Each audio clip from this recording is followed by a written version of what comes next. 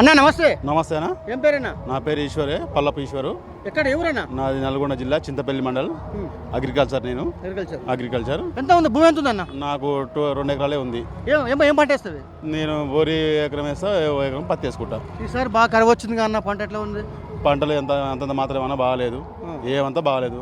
అంత ఈ కాంగ్రెస్ ప్రభుత్వం వచ్చినాక మొత్తం దిగజారిపోతుంది. ఇంకా అది ఇండియా కూటమి పెట్టి నరేంద్ర మోడీకి ధీటుగా పెట్టిన అలాగే అసలు ఇంతవరకు క్యాండిడేట్ లేడు. అలా ఈ నరేంద్ర మోడీ వచ్చినాకనే మనకు రామ మందిరాలు కానీ ఇలాంటి దేశం 100కు 99% ముంగలు వెళ్ళిపోయింది. దానివల్ల ఇప్పుడు మనకు కూడా మన నరేంద్ర మోడీ వస్తేనే మూడోసారి వస్తేనే బాగుంటుందని మా ఆలోచన. ఇప్పుడు నల్గొండ నరేంద్ర మోడీ రావాలంటున్నాం, బాగానే ఉంది. నల్గొండ పార్లమెంట్ ఉన్నది. నల్గొండ పార్లమెంట్లో బీజేపీకి అవకాశం ఉందంట? 100కు 100% ఉందన్న.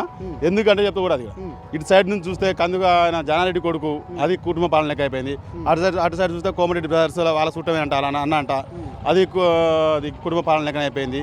ఇక్కడ కుటుంబ పాలనతో వచ్చిన వ్యక్తి కాదు, ప్రజలకు సేవ చేస్తానని వచ్చిండు. మాకు 2 విధాలుగా కూడా లాభం ఉంది. ఇక్కడ కాంగ్రెస్ హామీలు ఇచ్చి తప్పించుకుంది. ఇదివరకు బీఆర్ఎస్ దాంతో అన్ని దొంగ హామీలు అన్ని తెలిసిపోయింది. దానివల్ల బీజేపీకి 90కి 100కు 100% గెలుస్తుంది. శానంపూడి సాయిరెడ్డి గెలుస్తాడు, పక్కా గెలుస్తాడు. 400 సీట్లు మన నరేంద్ర మోడీ అన్నాడు కానీ ఇంకా దానిపైన 4-5 సీట్లు ఎక్కువే రావచ్చు. ఇంకా మాకైతే మాకున్న ఆలోచన వరకు, అవగాహన వరకు కొన్ని సీట్లు ఎక్కువనే వస్తాయి. అంటే గ్రామీణ ప్రాంతాల్లో అసలు బీజేపీ లేదంటారు కానీ కాంగ్రెస్ అంటారు. అది వాస్తవం కావచ్చు, కానీ మనకు 2 ప్లేసులు దొరికినాయి. ఇక్కడ కాంగ్రెస్ వాళ్ళతోని ఇంతవరకు ఇచ్చిన హామీలు 6 హామీలు అని ఇచ్చి అది మైనస్, వాళ్ళకి మైనస్ పడ్డది. బీఆర్ఎస్ దానికి ఆల్రెడీ మైనస్ లెక్కలనే ఉంది, దానికి లెక్కలే కూడా అయిపోయింది. దానివల్ల ఇద్దరి మీద మైనస్ ఉన్నాయి కాబట్టి మాకు ప్లేస్ అవుతుందని ఆలోచన. మాకు 100% గెలుస్తుంది పక్క.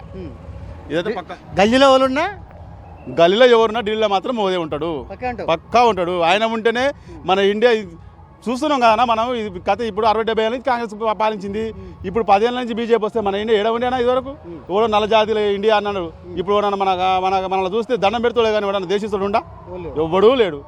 ఇంకా ఈసారి గెలిస్తే నన్ను అడిగితే మన రాజ్యాంగ చట్ట ప్రకారం మన ఇండియా చాలా ముందుకు పోతుంది ప్రపంచంలో. మోదీ గెలుస్తాడు, మోడీ కూడా గెలవాలి, ఆయన గెలవాలని మా అందరి కోరిక, ఆలోచన కూడా. ఓకే అన్న, థ్యాంక్ యూ. ఓకే.